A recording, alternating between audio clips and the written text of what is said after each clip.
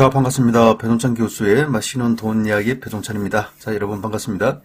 기준금리 인상으로 인하여 대출 이자가 장난 아니고 올라가고 있죠.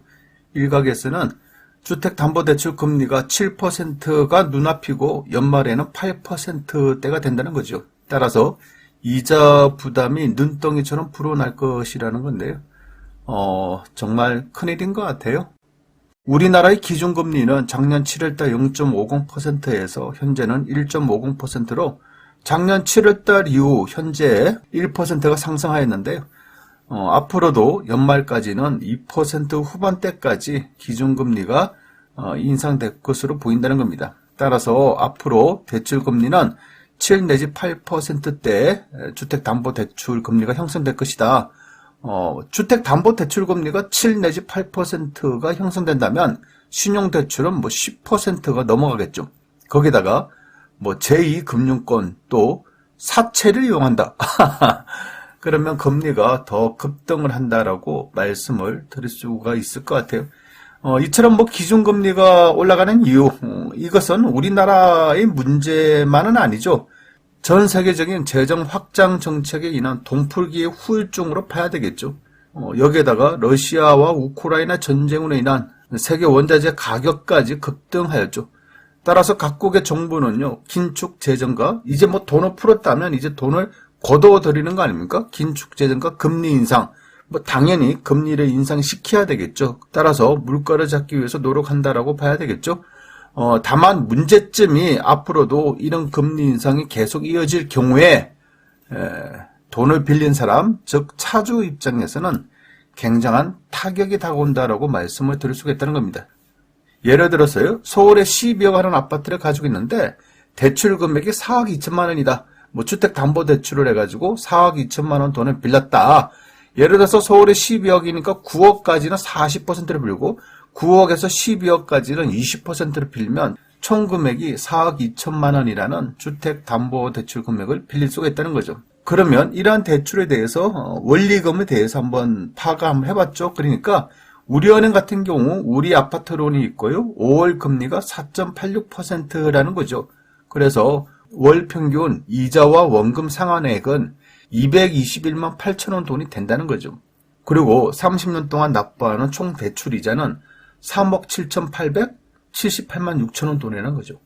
따라서 원금과 이자를 다 합쳐보니까 총 상환되는 금액이 7억 9,878만 6천 원 돈을 총 30년 동안 납부를 해야 된다는 그런 이야기가 되겠죠. 또한 하나 변동금리 모기지론인데요. 5월달 금리는 5.35%입니다. 월 평균 상환액은 234만 5천 원이라는 거죠.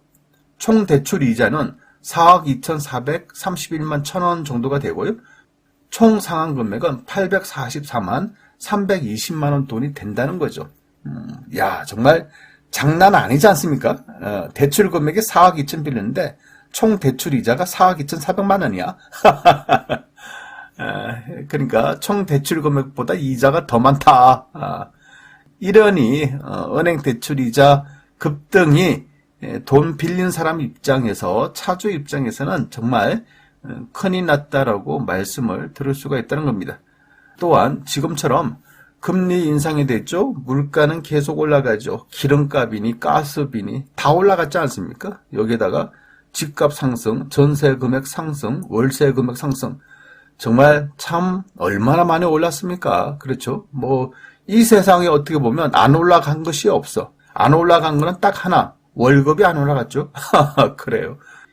이런 와중에 원리금 상환으로 한 달에 원금과 이자를 월 200만 원 돈을 내야 된다. 이거 정말 부담이 될 수밖에 없다는 이야기가 되겠죠. 여기에 앞으로 금리가 더 올라갈 것으로 보이니 담보대출 이자 부담이 증가되었다라고 말씀드릴 수가 있다는 겁니다. 이는 전세자금 대출을 받은 사람들도 마찬가지라고 봐야 되겠죠.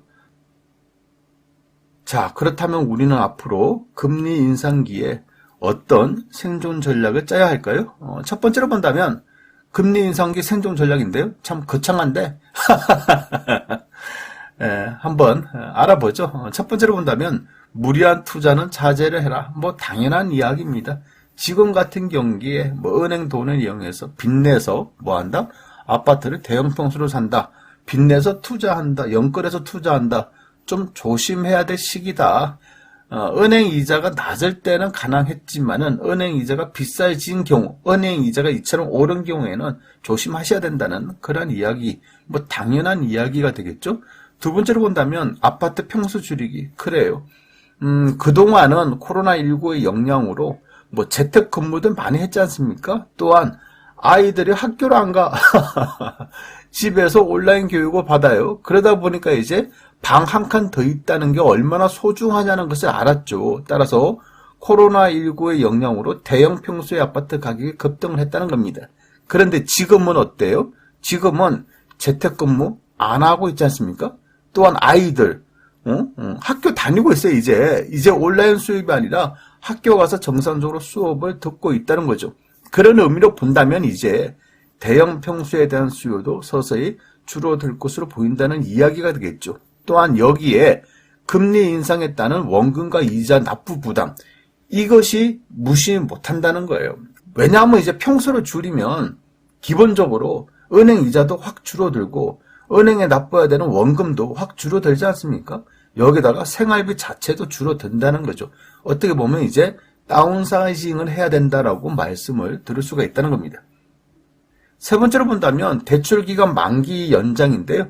이제 30년 만기라면 40년 만기. 그래요. 물론 40년 만기 좀 깝깝하지. 40년 동안 이자를 납부해야 돼? 이런 생각을 할 수 있겠지만은 30년에서 40년 이렇게 대출 기간이 연장을 하게 되면 원금에 대한 부담이 줄어든다는 이야기가 되겠죠. 그래서 이 부분 한번 생각해 보시고요. 네 번째로 본다면 고정금리로 갈아타기. 이제 뭐 변동금리에서 고정금리로. 왜냐하면 이제 금리가 계속 올라가니까 물론 이 부분은 무조건 다 현재 변동금리에서 고정금리로 다 갈아타라. 이렇게 말씀드리는 건 아니고요. 한번 생각을 한번 해보시라는 거예요. 그리고 다섯 번째로 본다면 중도상환 수수료. 그래요. 3년 이내에 내가 빌린 돈을 갚으시 중도상환 수수료가 붙는다는 거 요거 좀 관심 가지셔야 되겠죠.